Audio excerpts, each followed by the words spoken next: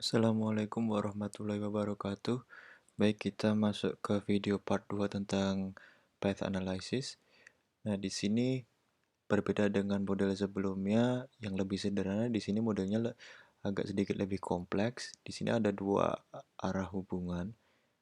Yang pertama, di sini adalah sebagai variabel bebasnya, kepuasan kerja ekstrinsik dan kepuasan kerja intrinsik.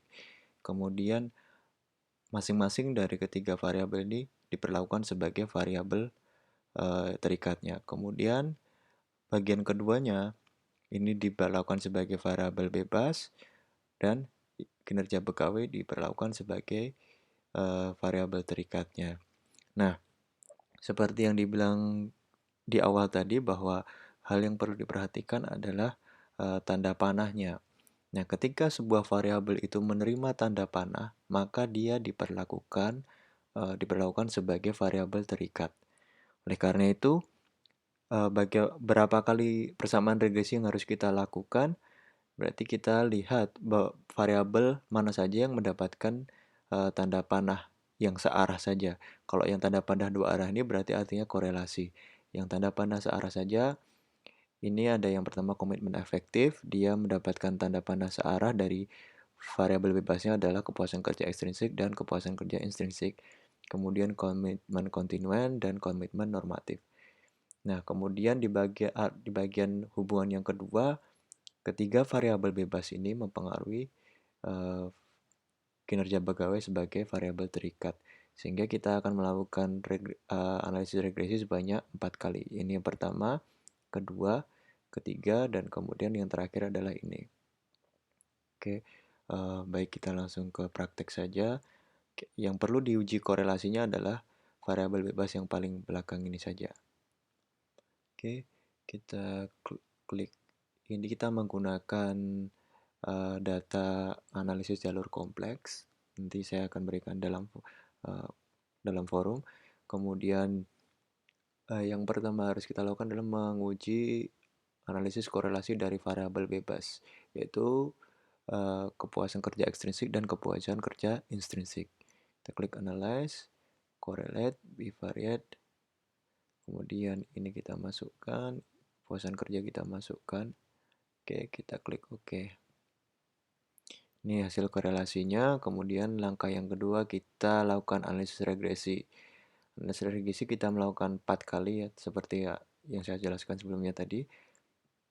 Yang pertama, untuk analisis regresi yang pertama, variabel dependennya adalah komitmen efektif.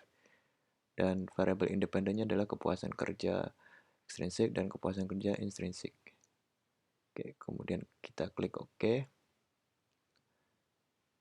Oke, kemudian kita lakukan analisis regresi yang kedua. Yang kedua adalah komitmen normatif. Kita keluarkan dulu variabel dependennya komitmen efektif. Kita masukkan variabel dependen yang berikutnya komitmen kontinuen. Kemudian kita klik OK. Dan yang ketiga, kita lakukan lagi. Kita keluarkan dulu komitmen kontinuen dan kita masukkan variabel terakhir pada arah hubungan yang pertama tadi itu. Komitmen normatif dimasukkan dependen. Kemudian kita klik OK. Nah, sudah 3 kali kita melakukan analisis regresi. Kemudian analisis regresi yang terakhir, kita lakukan ke kinerja pegawai sebagai variabel dependen. Kita keluarkan dulu. Dan yang dijadikan variabel independen adalah ketiga komitmen ini, yaitu komitmen efektif, komitmen kontinuen, dan komitmen normatif. Kemudian kita klik OK. Oke, cara menginterpretasinya sama seperti di video bagian pertama. Kali ini saya akan hanya menjelaskan memindahkan data hasil dari analisis regresi ini ke bagan saja. Oke, pertama kita masuk ke korelasi. Di sini kepuasan kerja intrinsik berkorelasi dengan intrinsik dengan nilai korelasi 0,411 dan signifikan pada level 0,05. Oke. Berarti kita masuk. Nah, ini 0,411. Kemudian regresi yang pertama yaitu antara kepuasan kerja intrinsik dan kepuasan kerja ekstrinsik, dan dependent variabelnya adalah komitmen afektif. Di sini nilai R square-nya adalah 0,268, oleh karena itu nilai errornya ini adalah 1 minus 0,268. Jawabannya adalah 0,856. Nah, dari sini hasil regresinya, nilai koefisiennya untuk standardized koefisien betanya untuk kepuasan kerja ekstrinsik 0,271, 0,271 dengan pada level signifikan 0,05 kita kasih bintang 2, kemudian kepuasan kerja intrinsik 0,344 pada level 0,05 juga kita 0,344 ini. Ini untuk hubungan ini untuk ini. Kemudian untuk yang variable dependentnya adalah komitmen kontinuen, hasilnya adalah 0,440 dengan pada level signifikan 0,05. Kemudian kepuasan kerja intrinsiknya itu adalah 0,192 pada level 10%. Coba kita lihat. Kepuasan kerja intrinsik 0,192 pada level 0,05. Baik. Jadi yang bintang 2 ini levelnya 0,01 dan yang bintang 1 adalah 0,05.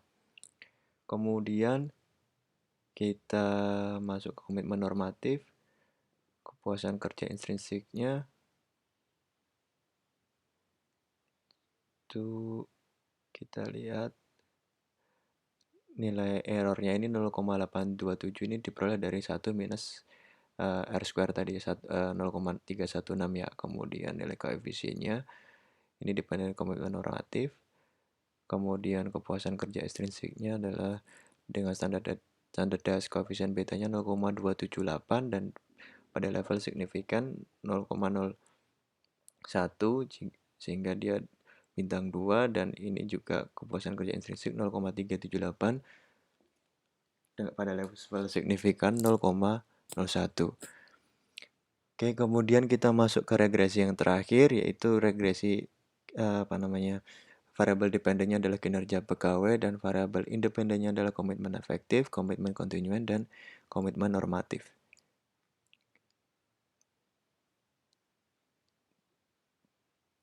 Nilai R square-nya 0,572 sehingga 1 minus 0,572 maaf. Iya 5,72 berarti ini jawabannya 0,4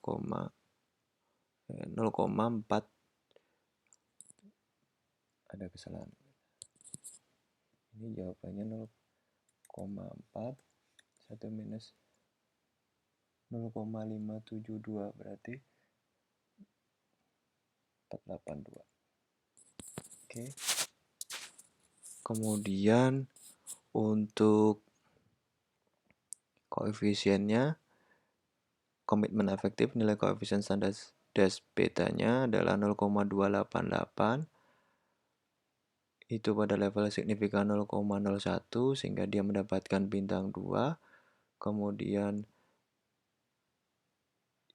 yang komitmen kontinuen 0,431 pada level 0,01 juga 431 bintangnya 2. Kemudian yang terakhir komitmen normatif 0,201 pada level 0,05.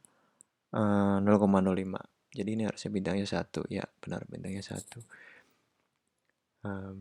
Baik, cukup sekian untuk penjelasan tentang analisis path. Pada intinya adalah analisis jalur ini kita mencoba menyajikan informasi dalam bentuk grafik.